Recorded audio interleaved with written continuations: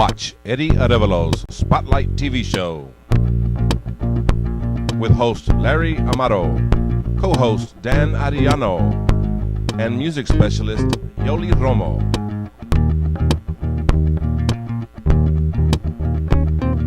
Bringing you the people, culture, and issues of our East Austin communities every Tuesday at 7 p.m. on Channel Austin 16.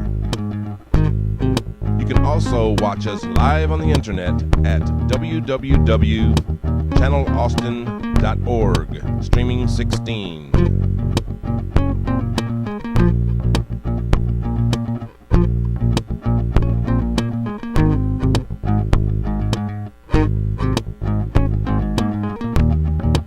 Yes, welcome back, folks. If you just joined us, we're with Celeste talking about things happening here in Austin with the film industry and a lot of things she's doing with the Cherrywood area. So, but now we have some other guests coming up, and this time we're going to be talking more about art and the arts, and talk about maybe funding of the arts, the state of the arts, how that's going with different organizations. So, first of all, I just want to welcome Mr. Ricardo here, Ricardo Hernandez, right? Absolutely, yeah. With Ricardo, you were, I guess your big deal was being the executive director of the Texas Commission on the Arts. Well, right? I was the executive. I retired as the executive director of the Texas Commission on the Arts, but my real big deal with them was being the deputy director, and before that being the coordinator of the education program, and which was really the highlight, I think, of my time there. Okay. And next to you is Fidencio Duran. Fidencio, welcome. Hello, Larry. And you're an artist in the Austin area, correct? Yes, I am. Yeah, and we'll be talking to you about all the things that you're doing here as well. But first, I want to talk, since we do have an ex-executive director of a state agency in Texas, want to get some insights into that because Rick, you had several different positions there. You were there for how long? Well, I spent 30 years with the commission. I started out as one of the artists in residence. They sent me to Gatesville State School for Boys and asked me to be an artist in residence there. And then I was going to go to Rio Grande City, but the federal government had stopped funding to Rio Grande City because of some difficulties they were having there. Wow. And they sent me to Lockhart, and ultimately that's where I met Fidencio. Oh, wow. And he was a student in the high school, and I was an artist in residence there, and we became friends and colleagues. And wow, so you go way back then. Oh, yeah. Oh my gosh, what year was that when you met? Do you Hey, remember that's not a Fidencio? fair question.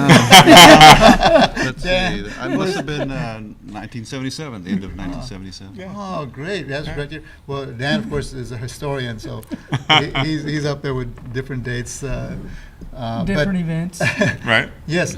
Now with your different, tell us about your different positions you had, just so people get an idea of what goes on. Well, I ran this program called the ESA first I was an artist in residence in this program called the ESA Multicultural Arts Program, and what our job was to help schools that were under court order to desegregate.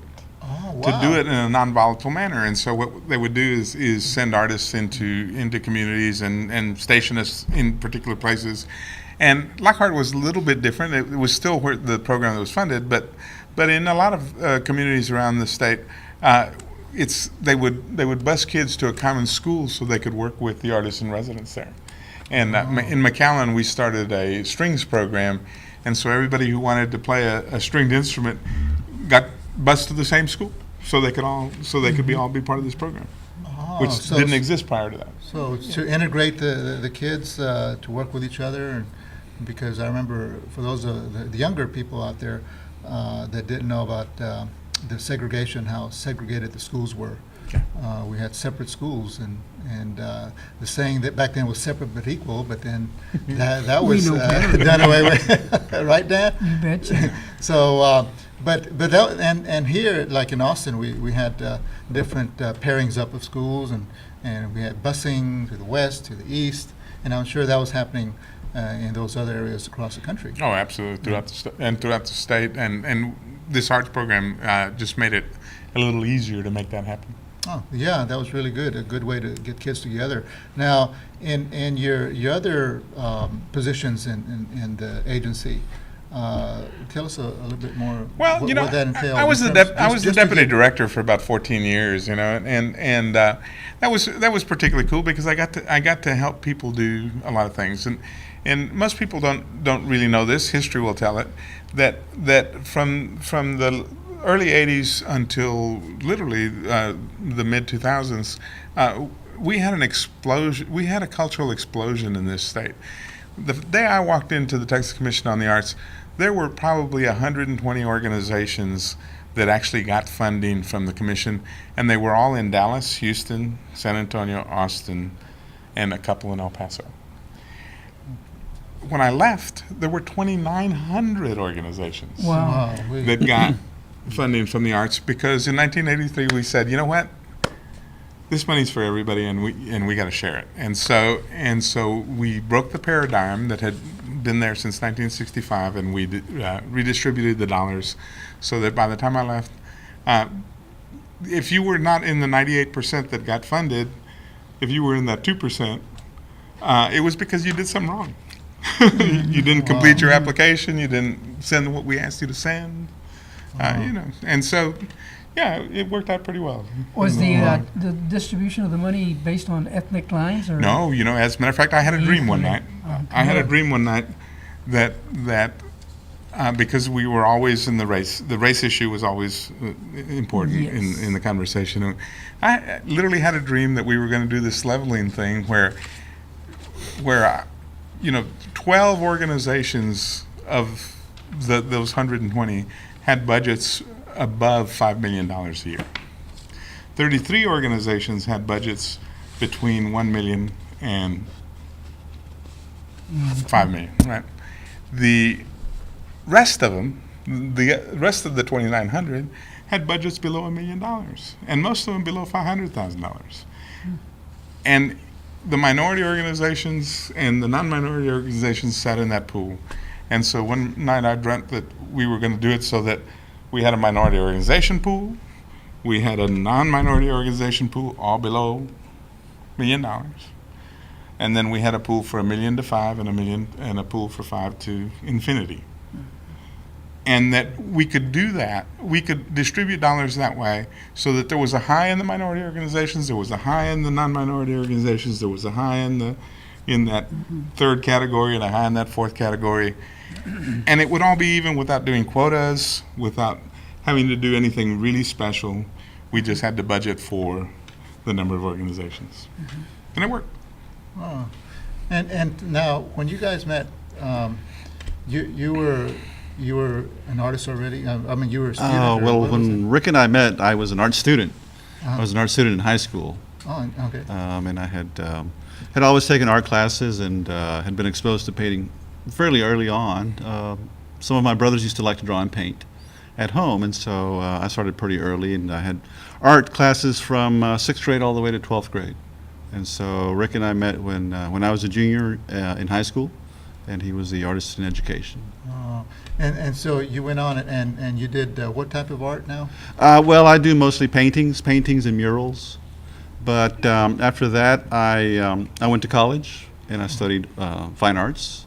I started actually at UTEP in El Paso, Oh. and then then came tell back. us about this art we see up here in the Well, this is a painting from '96. It's acrylic on canvas, and it's called corncob whirlybirds. Most of my images are based on my having grown up in a rural setting, as you can tell.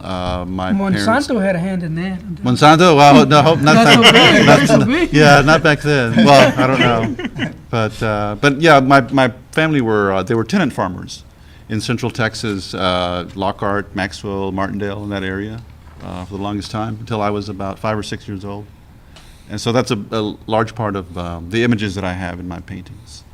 This is another from more recent, from '05, '06, called A Winter's Day. So they're all narrative, figurative paintings, and that started actually, thinking about Ricardo's work, because when I met Rick, he was an artist and doing different things, and a lot of real common strain in his work was narrative art, narrative painting, and things like that. Not necessarily figurative, but in that with that approach, that conceptual approach. And there's a good example right there. Wow, that's good. My high school sweetheart. Uh-huh. That's a composite painting from a couple of proms that we went to, Oh, and she's now a very well-known sculptor. So oh, wow. I guess all us art folks stick together. Oh, that's great. And that's true. You kind of go in the same circles and you meet with each other and that's great. And who's this? That's me trying to look like my dad. I see. The picture on the mirror is a picture from the 40s or 50s, walking down the street in downtown El Paso. They used to have a lot of cameras and do a lot of street shots, and you'd buy a picture from them, and Yeah. so that was a picture of my dad or me trying to look like him. This is a life circumstance where I'm kind of going off into the sunset. Well, now we're going to be running out of time, but tell us what first of all, Fidencio, what you're doing now and what's happening. Well, right now I've been organizing an exhibit that Rick and I are going to have at together. the San Angelo Museum of Fine Arts Oh. next month, opening September the 12th, running through mid-November. I've been doing that, and as always, I'm working in my studio on my own works for future exhibits and commission works as well. And actually, I was telling Rick earlier that I've just this summer I've been a mentor for a student from Reagan High School through the mindpop.org. Oh, As an great. organization that they're facilitating a grant from the Kennedy Foundation to Fantastic. implement the arts in the public schools. Oh, great, And great. so that's what I've been doing. Okay, the same question with you. What What am I doing today?